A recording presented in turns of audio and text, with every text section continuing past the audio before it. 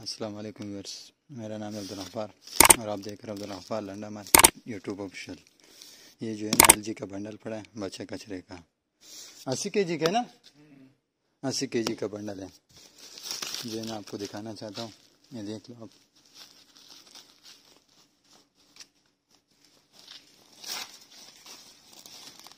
इसमें ना बच्चों के जो है ना बच्चा कचरा, जैकेट, वुड,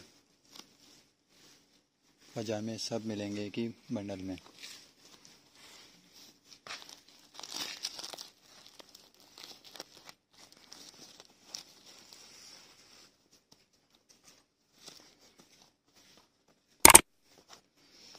चाइना का एलजी कंपनी का बंडल है 80 केजी का।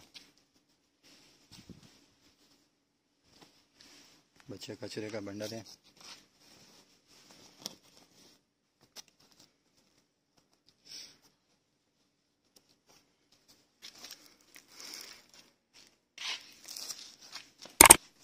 आप देख रहे हो लंडा मार्केट यूट्यूब ऑफिशियल।